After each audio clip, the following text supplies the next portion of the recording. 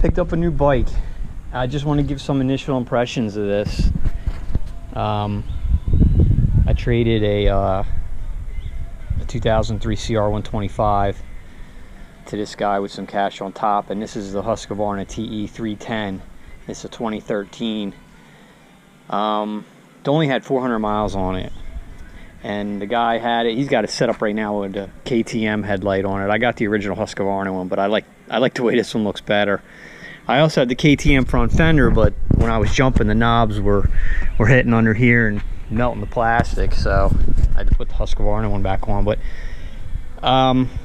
first 4-stroke kind of, I guess you would say, race bike that I've had, and just initial impressions right off the bat is Husqvarna puts good stuff on these bikes. I mean, the brakes are Brembos, the pegs are aftermarket, but the rims are Excel rims.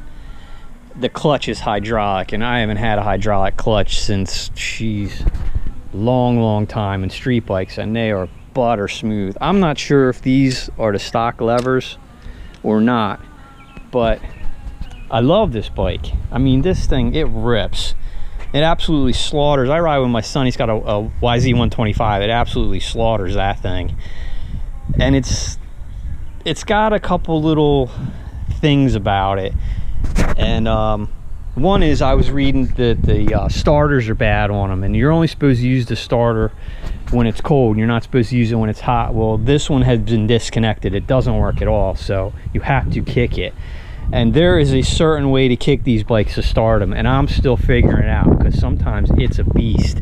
And especially when it's hot, there's a hot start here that you pull out when it's hot, and that helps a little bit. But she does kick back sometimes, and man, she kicks back hard. There's a lot of compression in that, you can tell. But the other thing I noticed is, you know, I bought a secondhand bike, so I don't even know what they come stock set up, but the sprocket was 48 that I counted. I just counted as 48, and I don't know what they come stock. And I know a lot of people were running 50s, and I noticed that, and maybe it's because the flywheel is really light in these, but first gear and slow turns, she will stall. If you don't have the clutch in and are on the revs, she'll stall.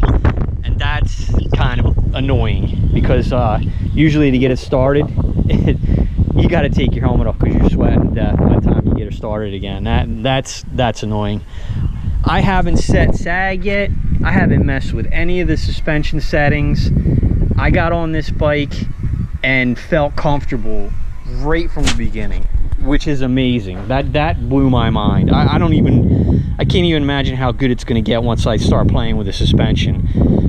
Brake feel is awesome. The suspension sucks up stuff just like a race bike. I mean, big hits, big drop-ins, nothing. And I'm 165, so I'm probably on the light side for this, but no complaints at all. The seat is pretty decent. I mean, it is what it is. I've read that the WR250R seats are really bad. I don't think this is that bad. I don't plan on taking it for long trips on the road anyway. I'm usually just riding it with my son, but if I need to take it to work, I will. That kind of deal. But overall, just initial, I'm impressed. I really like this bike. I really like the way it's set up. I really like the way it handles, the feel. It's of course heavier than my CR was, but honestly, I'm not noticing it. I noticed it when I had to push it up a ramp into the truck, but other than that, out in the trails and in the pits and stuff, I haven't noticed it yet. So I haven't done any maintenance. I got a lot to do on it. Getting the change in oil, and the air filter was trashed on it. I'm waiting for a new filter to come. And I think I'm going to keep on running it without the signals. I don't see me putting them back on, but I've read the tanks are small.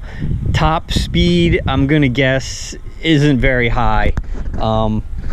I've been in top gear just racing through a couple fields, and it's not really made for something to be zipping down the highway with, as far as I can tell. But if you've got one of these bikes and you got experience on it and you want to send me some tips, man, I'd appreciate it, because you know how it is when you get a new bike and you got to figure everything out. I don't even have the owner's manual for this. I had to download it off the internet, so I'm still reading through that. But I know this model's been replaced. I think it's a FE now the Husky's selling, and I don't know anything about them, but I know when this was new, these were about 84, 85, I think, in the showroom before they discontinued them, and you can definitely see why they have a heavier price. Really impressed. So